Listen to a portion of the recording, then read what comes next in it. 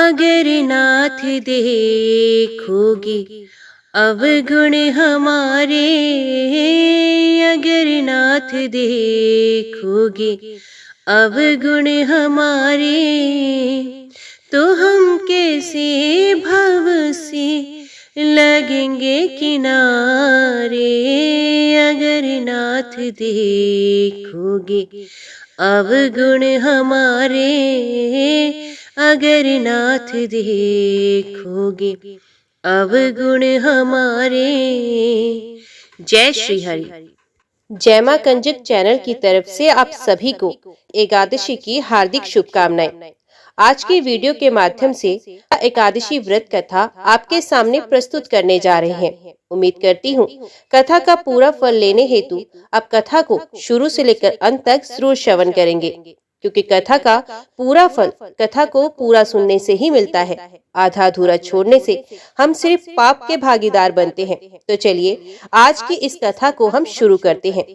ओम नमो भगवते वासुदेवाय नमः। एकादशी 11 माता की कथा। नारद जी ने पूछा, महादेव, महाद्वादशी का उत्तम व्रत कैसा होता है? सर्वेश्वर प्रभु, उसके व्रत से जो कुछ भी फल प्राप्त होता है वे सब मुझे बताने की कृपा कीजिए। महादेव जी ने कहा, ब्राह्मण, ये एकादशी महान पुण्य फल को देने वाली है। श्रेष्ठ मुनियों को भी इस अनुष्ठान को करना चाहिए।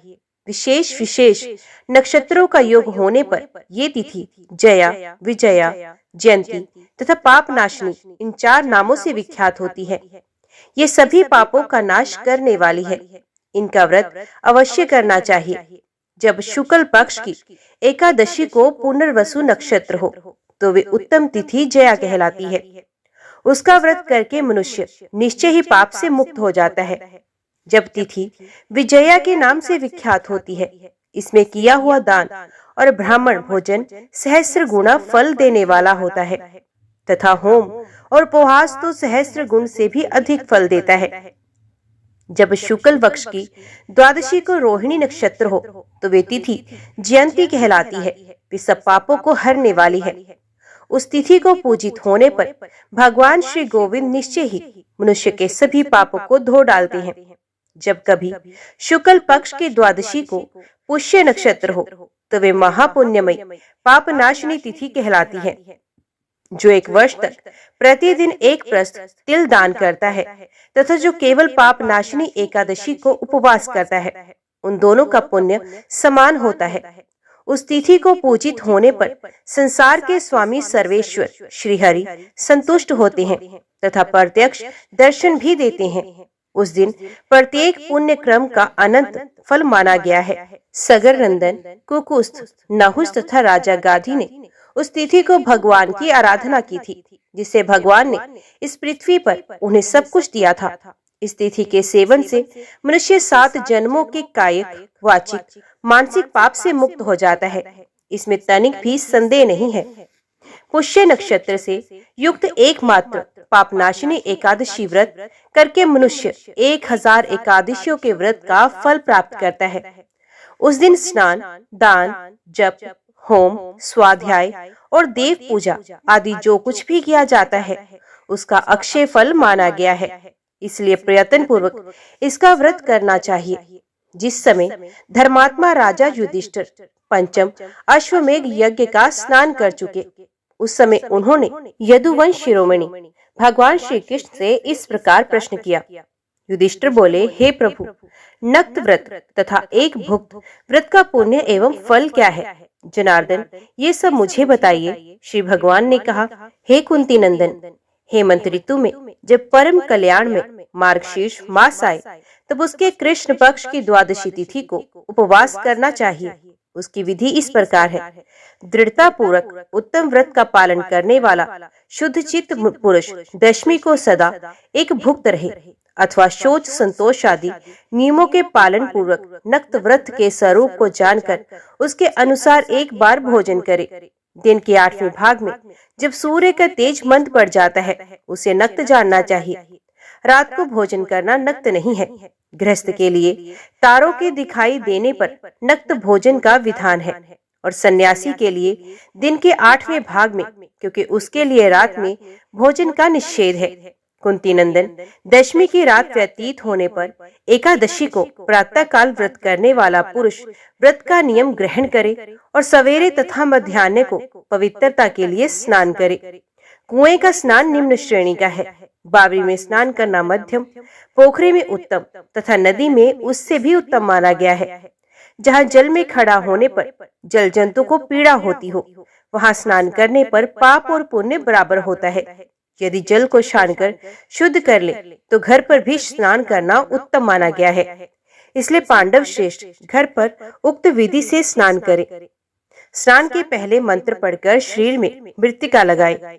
वसुंधरे, तुम्हारे ऊपर अश्व और रथ चलते हैं। भगवान विष्णु ने भी वामन अवतार धारण कर तुम्हें अपने पैरों से नापा था।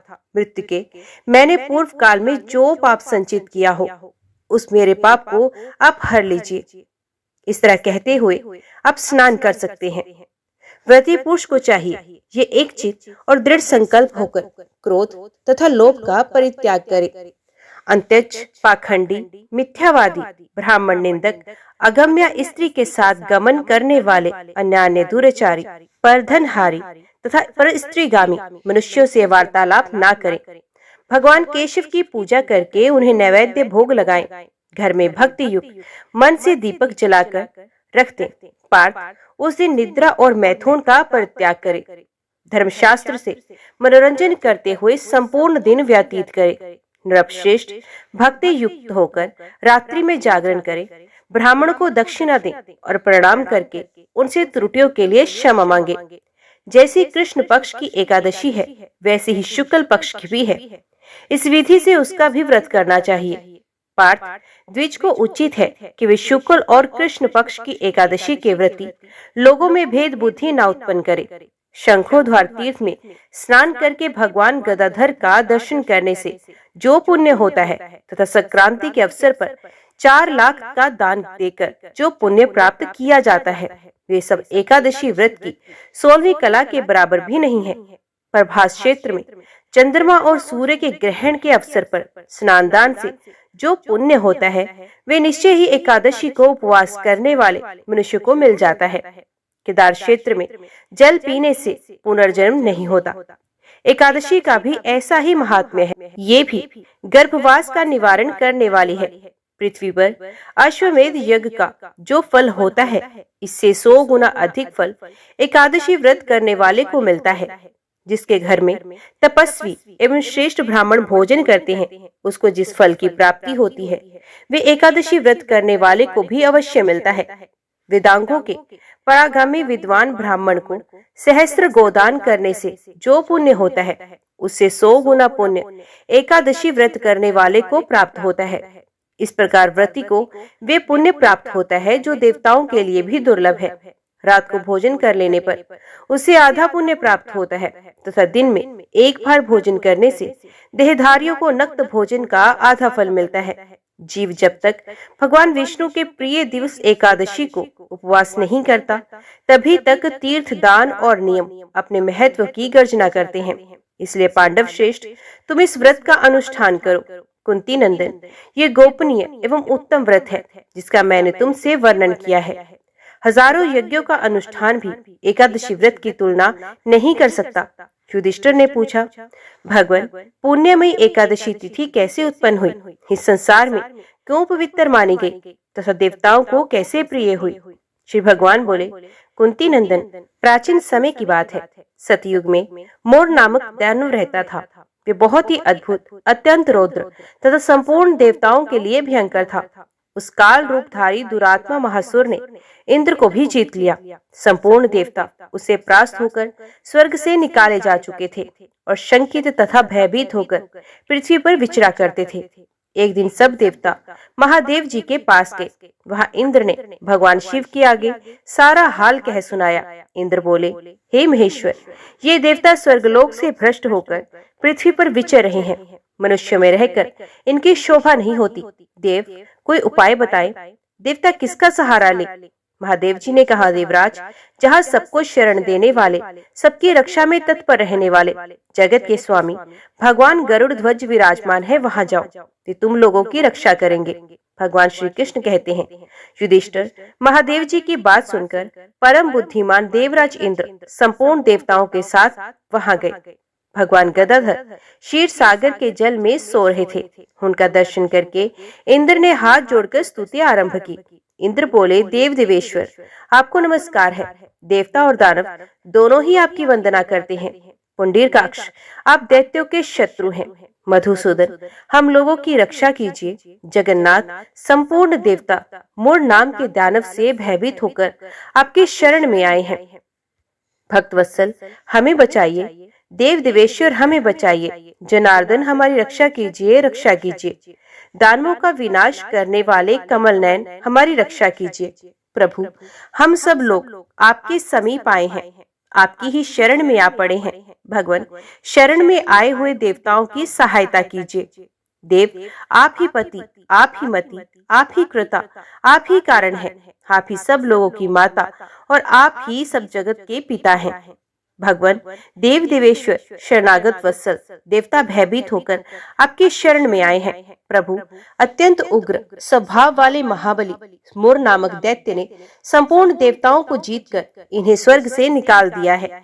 इंद्र की बात सुनकर भगवान विष्णु बोले, देवराज, वे दानव कैसा है, उसका रूप और बल कैसा है, तथा उस दुष्ट के रहने का स्थान कहाँ है?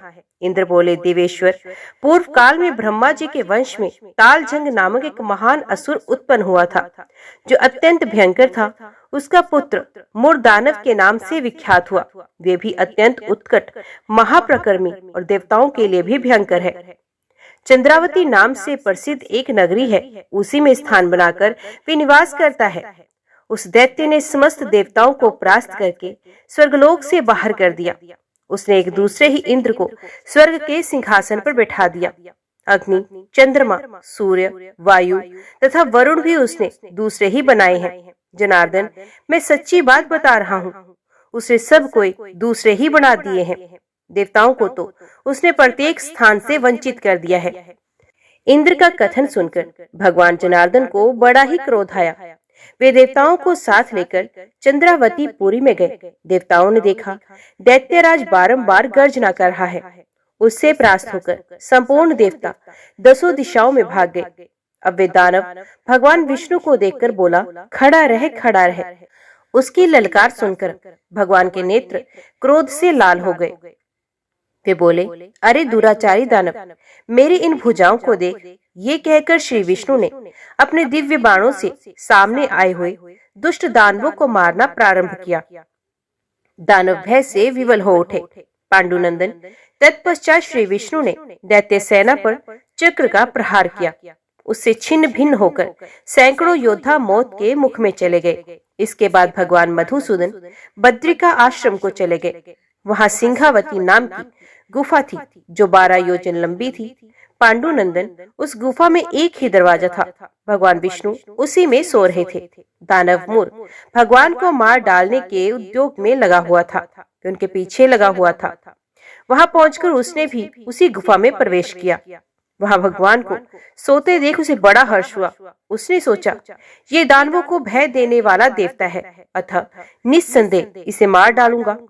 युधिष्ठिर दानव के इस प्रकार विचार करते ही भगवान विष्णु के शरीर से एक कन्या प्रकट हुई, जो बड़ी ही रूपवती, सौभाग्यशालिनी तथा दिव्य अस्त्र शस्त्रों से युक्त थी। वे भगवान के तेज के अंश से उत्पन्न हुई थी।